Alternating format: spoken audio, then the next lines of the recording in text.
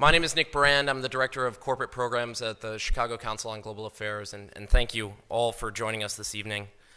I'd like to take this opportunity to welcome George Fridmан to the Chicago Council. I believe it's his first time here, so thank you so much for being with us.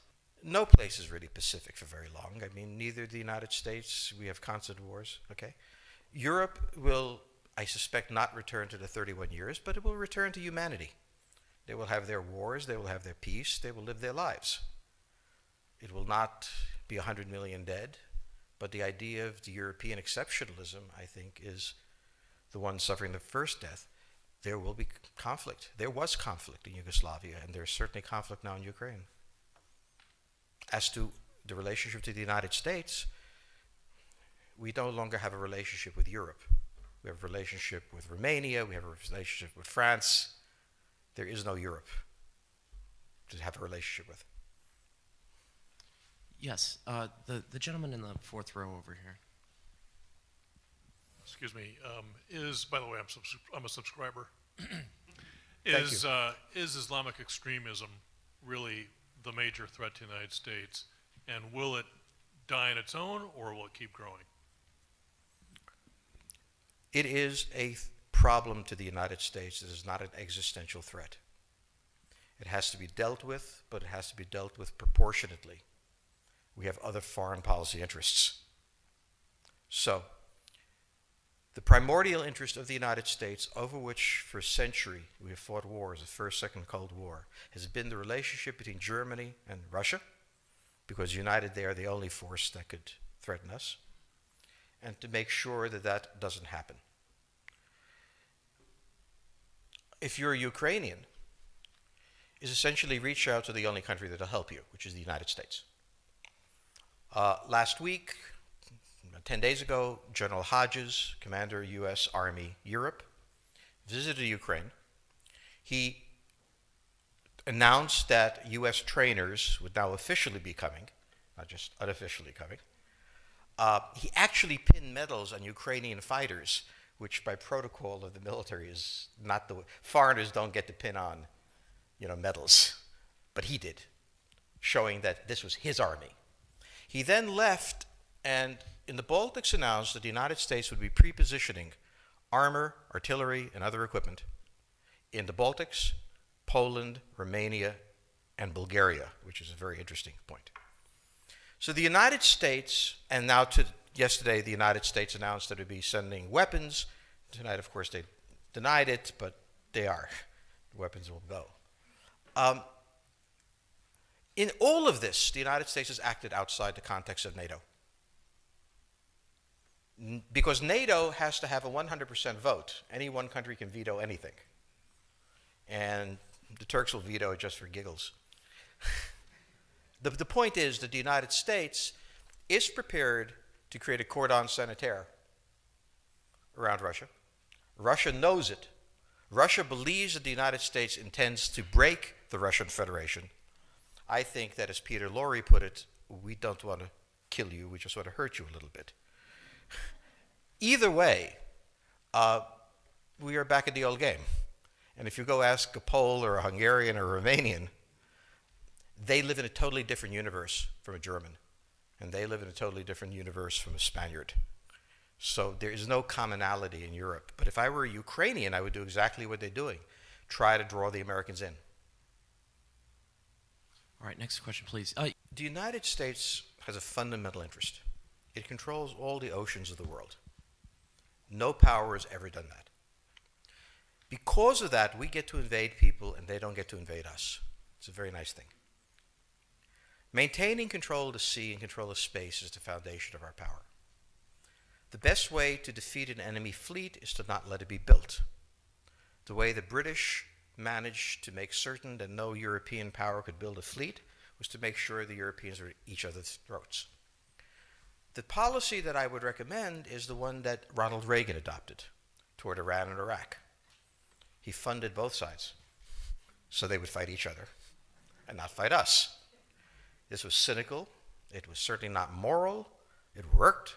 And this is the point. The United States cannot occupy Eurasia. The moment the first boot sets the ground, the demographic differential is we are totally outnumbered. We can defeat an army. We cannot occupy Iraq. The idea that 130,000 men would occupy a country of 25 million, well, the ratio in New York of cops to citizens was greater than we had deployed in Iraq. So we don't have the ability to go across, but we do have the ability to, first, support various contending powers so they concentrate in themselves with political support, some economic support, military support, advisors, and in extremis, do what we did in Japan, in Vietnam, in Iraq, and in Afghanistan, spoiling attacks. The spoiling attack is not intended to defeat the enemy. It's intended to throw him off balance.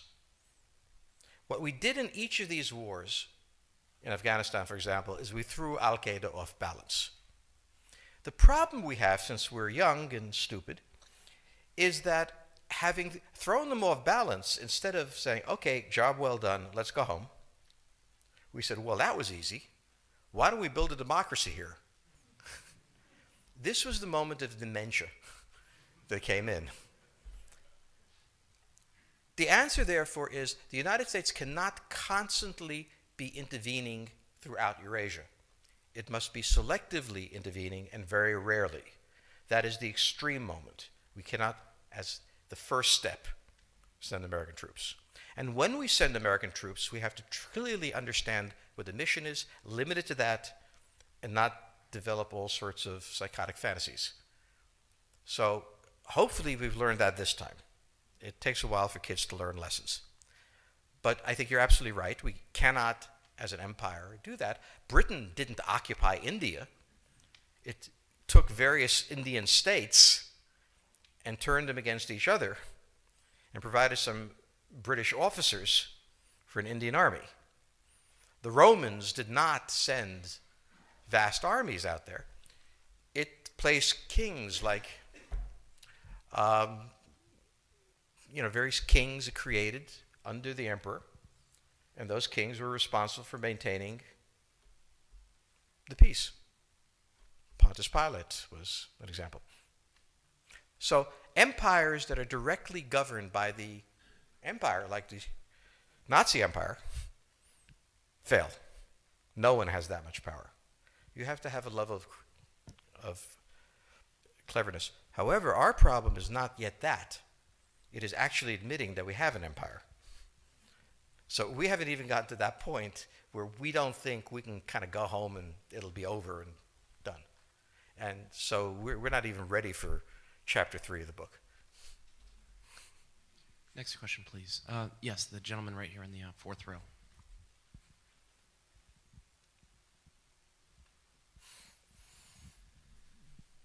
So I infer from your comments that the euro as the currency will not survive.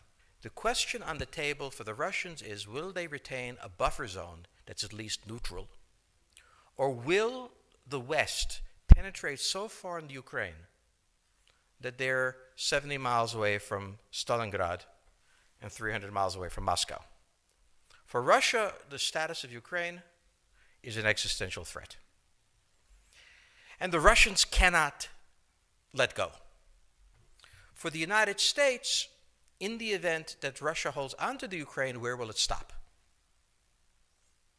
Therefore, it's not an accident that General Hodges, who's been appointed to be blamed for all of this, is talking about prepositioning troops in Romania, Bulgaria, Poland, and the Baltics. This is the intermarium, from the Black Sea to the Baltic, that Pilsudski dreamt of. This is the solution for the United States.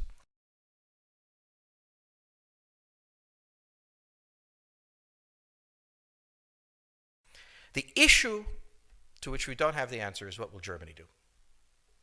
So the real wild card in Europe is that as the United States builds this cordon sanitaire, not in Ukraine, but to the west, and the Russians try to figure out how to leverage the Ukrainians out, we don't know the German position.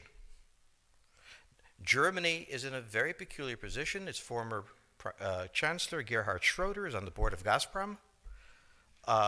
They have a very complex relationship to the Russians. The Germans themselves don't know what to do. They must export. The Russians can't take up the export. On the other hand, if they lose the free trade zone, they need to build something different. For the United States, the primordial fear is Russian capital, Russian technology,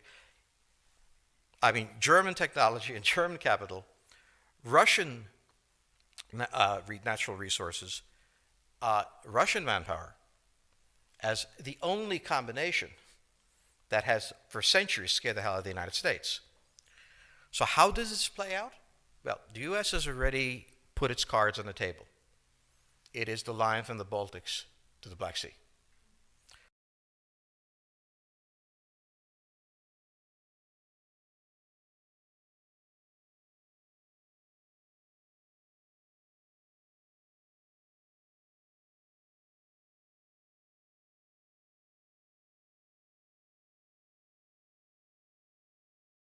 For the Russians, their cards have always been on the table.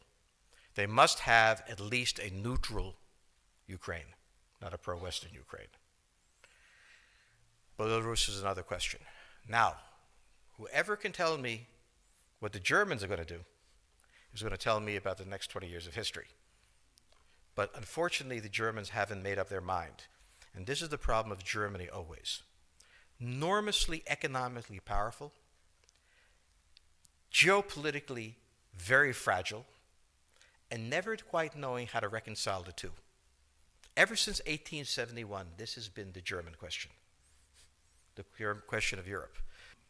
Think about the German question, because now it's coming up again. That's the next question that we have to address. And we don't know how to address it.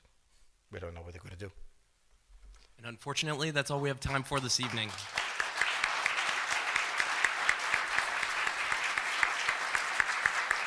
Thank you so much. Thank you so much, George Fridman. He'll be signing copies of his book in the rear of the room. Thank you as well to the Chicago Club for co-sponsoring this evening. Good night.